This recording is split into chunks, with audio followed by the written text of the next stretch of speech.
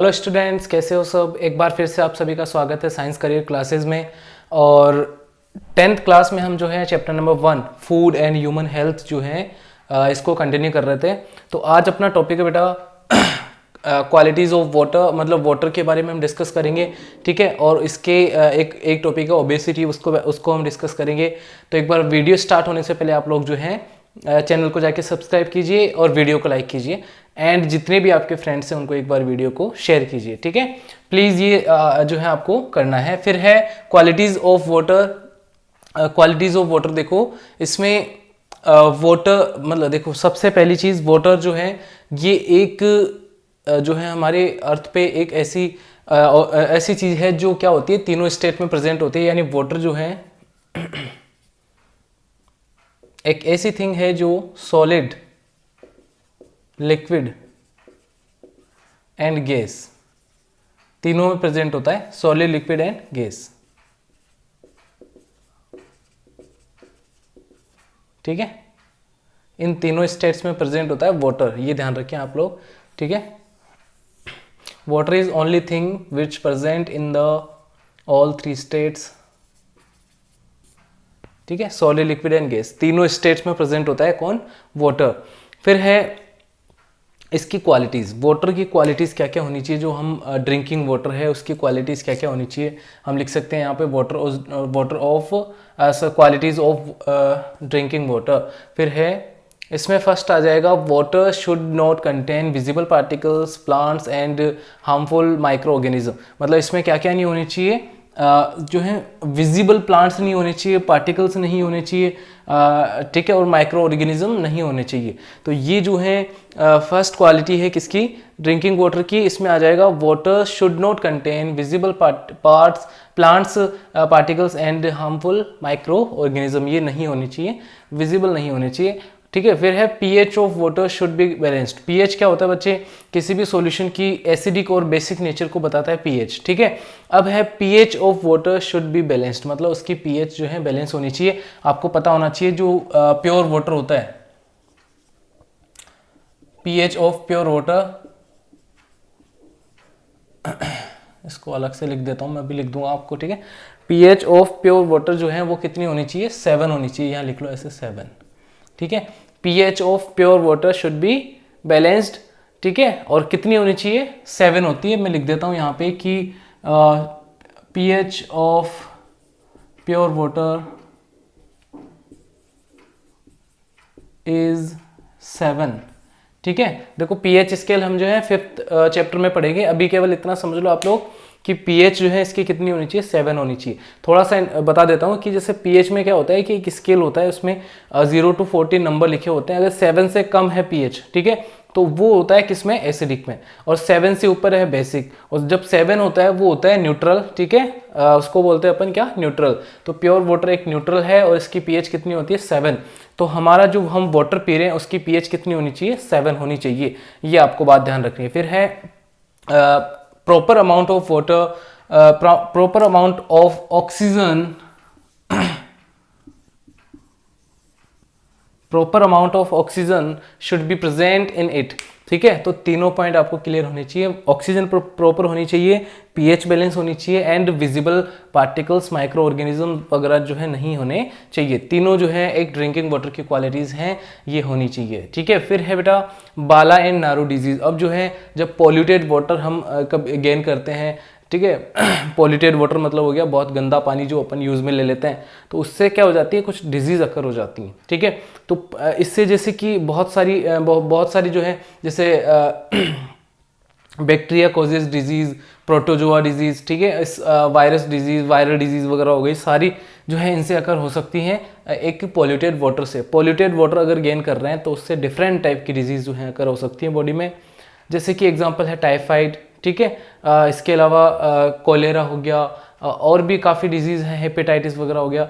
बहुत सारी डिजीज़ हैं जो है इससे अकर हो सकती है पॉल्यूटेड वाटर से, ठीक है।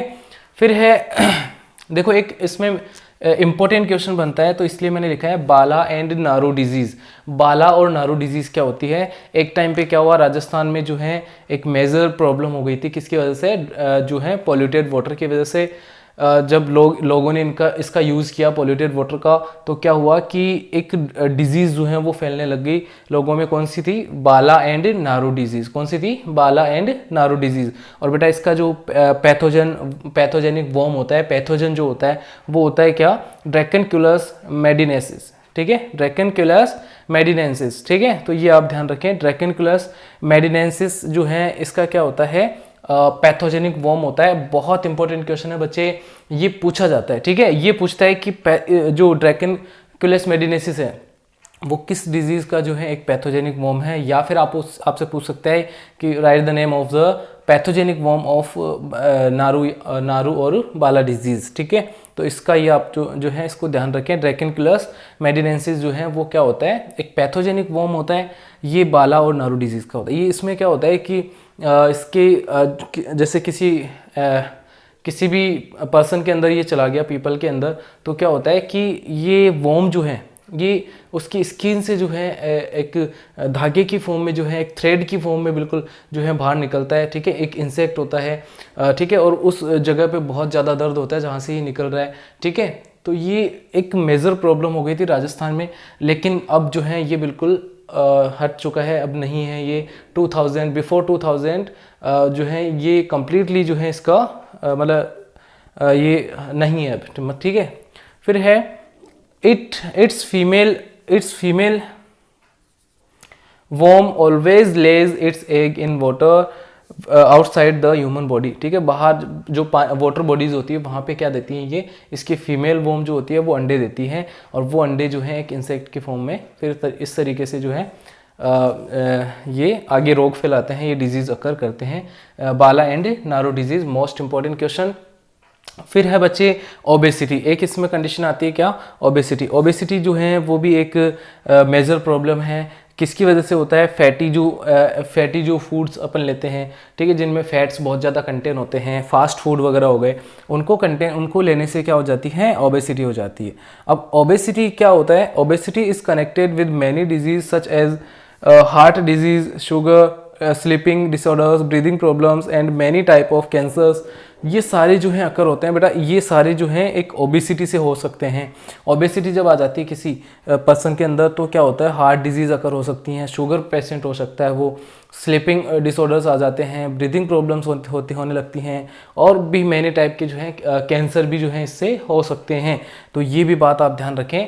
ठीक है, तो ओबेसिटी एक मेजर प्रॉब्लम है, और इसको मेज़र किया जाता है बॉडी मास इंडेक्स से, BMI। ठीक है, बॉडी मास इंडेक्स। BMI क्या है बेटा? Body mass index.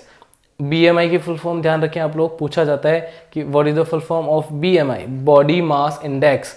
ठीक है, body mass index, body mass index BMI। Clear है? BMI की फुल फॉर्म है बॉडी मास इंडेक्स। तो ये क्या होता है? It is a body mass ratio with length of the body. हमारी बॉडी का जो है मास और लेंथ का रेशियो जो है ना वो क्या होता है बच्चे? BMI। ठीक है, और इसकी BMI जो है ये 25 किलोग्राम पर मीटर स्क्वायर तक होना चाहिए। ठीक है, अगर इससे ज़्यादा हुआ, मतलब 30 के आसपास हुआ, तो अपन बोलते हैं कि ये ओबेसिटी कंडीशन है। ठीक है, इसको मेज़र किया जाता है इस तरीके से। तो आपसे पूछा जा सकता है कि किस मतलब BMI की जो रेंज है वो मतलब इसका जो इस इंडेक्स है वो कितना आ जाए? 30 किलोग्राम पर मीटर स्क्वायर, तो फिर ओबेसिटी की कंडीशन होती है। 25 तक जो है कंट्रोल होती है ओबेसिटी, बट 30 तक पहुंचा तो वो क्या हो जाती है बच्चा? ओबेसिटी की कंडीशन एक हो जाती है। ठीक है, तो ये BMI आप ध्यान रखें, it is the body mass ratio with length of the body. तो ये आपका जो है इतना टॉपिक आपको क्लियर होना चाहिए। अगली क्लास में हम डिस्कस करेंगे कि ब्लड प्रेशर क्या होता है, सिस्टोलिक डायस्टोलिक क्या होता है, ये हम डिस्कस करेंगे। इसके अलावा और भी आगे टॉपिक हैं बहुत अच्छे अच्छे, उनको हम डिस्कस करेंगे। तो कंटिन्यू जो है इस क्लास को आप लोग एक बार लें। ठीक है, आई होप जो है आपको बिल्कुल कहीं भी दिक्कत नहीं आएगी इसमें, और कंटिन्यू इसको लें और आप लोग इसको नोट करें।